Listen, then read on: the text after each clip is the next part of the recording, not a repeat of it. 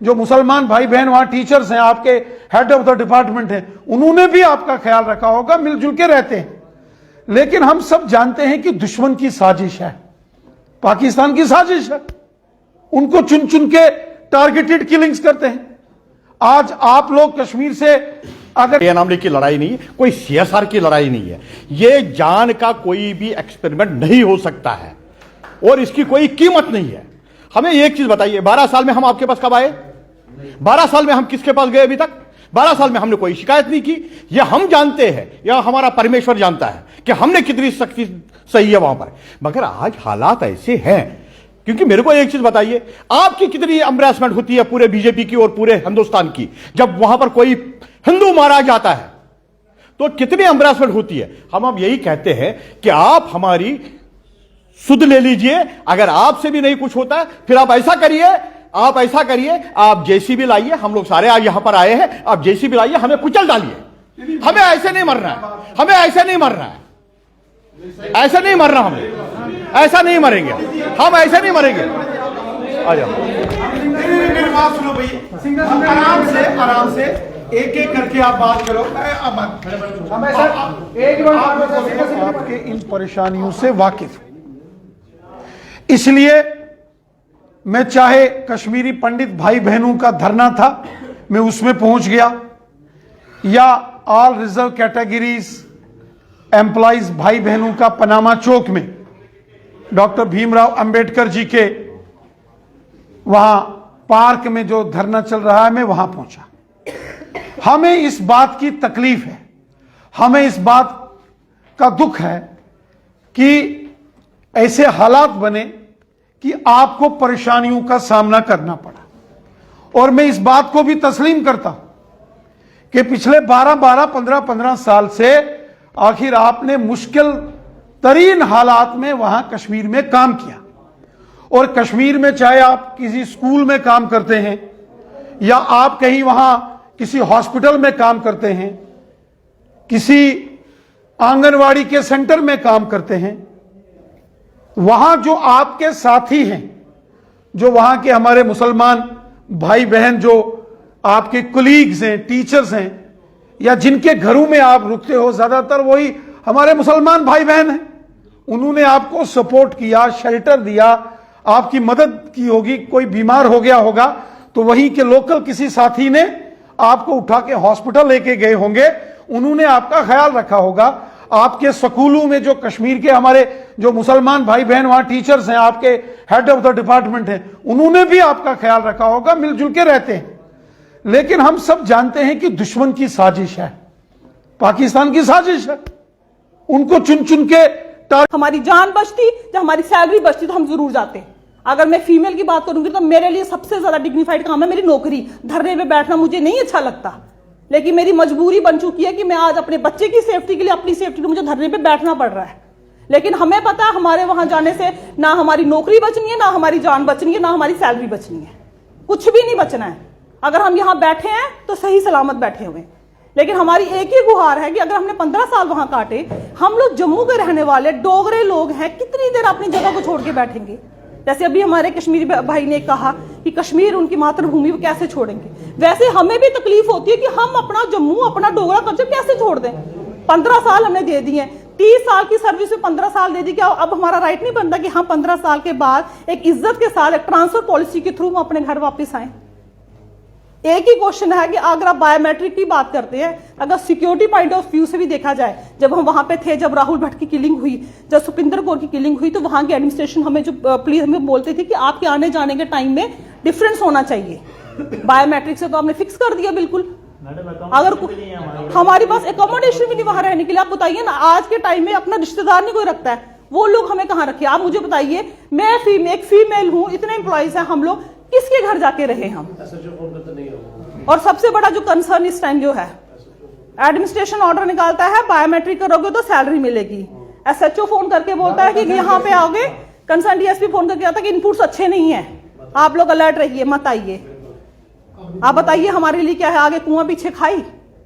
हम एक ही गुहार लगाते हैं एडमिनिस्ट्रेशन से कि प्लीज, अगर आप एक आप हमारे प्रोटेस्ट में आए, आपने हमारे लिए कमेटी बनाई, बहुत अच्छा स्टेप लिया, आपने एक रिस्पॉन्सिबिलिटी उठाई, ऑफिशियल एक रिस्पॉन्सिबिलिटी उठाई, हमने उसका वेलकम किया और आज भी वेलकम करते हैं, क्योंकि आपने जब ये रिस्पॉन्सिबिलिटी उठाई तो हमारे अंदर एक विश्वास जागा, हमारी भी एक कहते हैं एक डिग्निटी मेंटेन हुई उस चीज से। कश्मीर में भी एक मैसेज आएगा कि इन लोगों के पीछे कोई खड़ा है। आज हम यही चाहते हैं कि अगर आप वाकई में चाहते हो कि कश्मीर वैली में आना जाना लगा रहे तो हमें बैक कीजिए, हमें सपोर्ट कीजिए, हमारा मजाक मत बनने दीजिए।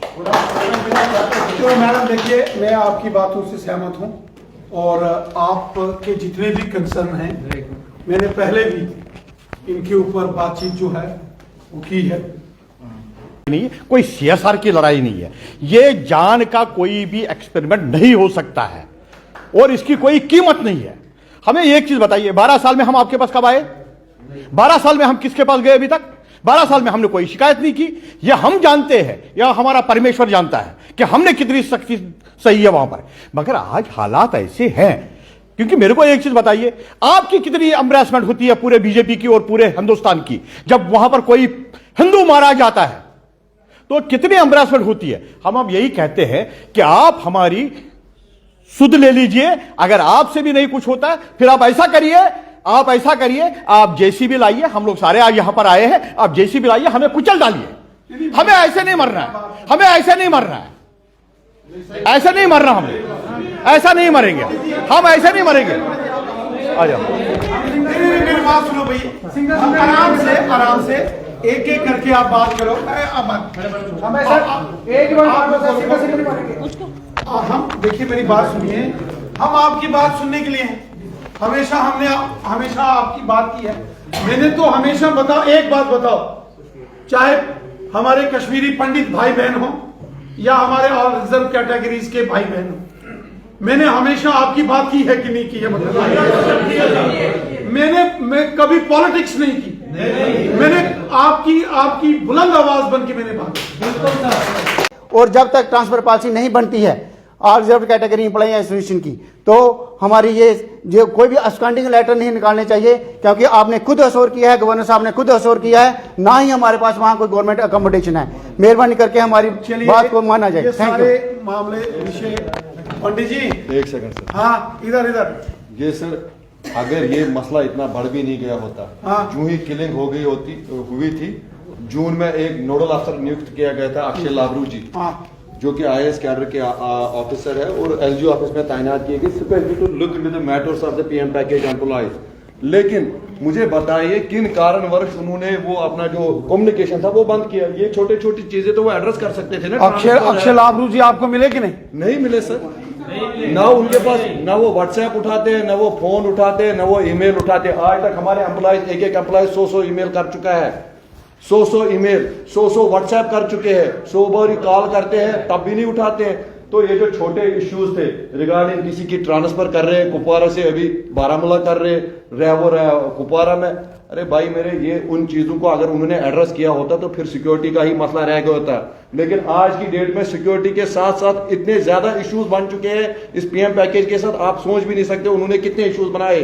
उन्होंने टाइमली इन चीजों को एड्रेस नहीं किया, जो उसको जिम्मेवारी दी गई थी उन्होंने ये जिम्मेवारी क्यों नहीं पूरी की? आप देखिए, हमारे चांद जी भट्ट ने उसको 5 बार कॉल किया। ये हमारे लिए शर्म की बात है अगर वो चांद जी भट्ट, जो हमारे जिसके पास हम जा सकते हैं, और किसके पास हम जा सकते हैं, या हम अपने अजय भारती जी के पास जा सकते हैं, हीरालाल भट्ट, जब वो इनका फोन नहीं उठाते तो हमारा कहां से उठाएंगे सर? चलिए, आपकी ये सारी बातें मेरे नोटिस में आ गई। हाल नहीं होने वाला है एकोमोडेशन, वो लॉट नहीं, सुनिए, पिछले 12 सालों से जमीन नहीं आइडेंटिफाई हो रही है, तो आपको क्या लगता है? चलिए पंडित जी, सुनिए, अगर एलजी साहब ने हमें बोला कि भैया ये वार्तालाप चालू रहेगा, मेरे को एक चीज बताइए कि एक की वार्तालाप के बाद ऐसा क्या हुआ? तब तक तो हम लोगों ने कोई, चलिए मैं तब तक तो उनके कोई खिलाफ भी कोई ट्वीट नहीं किया था। आप बताइए कि ऐसा क्या हालत है? यानी इनकी मंशा कहीं ठीक नहीं है। हम यही चाहते हैं कि आप हमारी बात को मानिए, बस इतना ही हमारा एक मकसद है। देखिए पंडित जी, जितने भी ये सारे मामले, चाहे हमारे कश्मीरी पंडित जो पीएम पैकेज में लगे हैं या नॉन पीएम पैकेज में लगे जो कश्मीरी पंडित समाज से हमारे भाई बहन हैं, या फिर जो जम्मू से ऑल रिजर्व कैटेगरीज एम्प्लॉयज जो कश्मीर के अंदर जिनकी नौकरी लगी वहां और कश्मीर के अलग अलग डिस्ट्रिक्टों में आप काम कर रहे हैं। आपके जितने मसले हैं मैं आपके इन परेशानियों से वाकिफ हूं, इसलिए मैं चाहे कश्मीरी पंडित भाई बहनों का धरना था मैं उसमें पहुंच गया, या ऑल रिजर्व कैटेगरीज एम्प्लॉइज भाई बहनों का पनामा चौक में डॉक्टर भीमराव अंबेडकर जी के वहां पार्क में जो धरना चल रहा है मैं वहां पहुंचा। हमें इस बात की तकलीफ है, हमें इस बात का दुख है कि ऐसे हालात बने कि आपको परेशानियों का सामना करना पड़ा। और मैं इस बात को भी तस्लीम करता हूं कि पिछले 12-12, 15-15 साल से आखिर आपने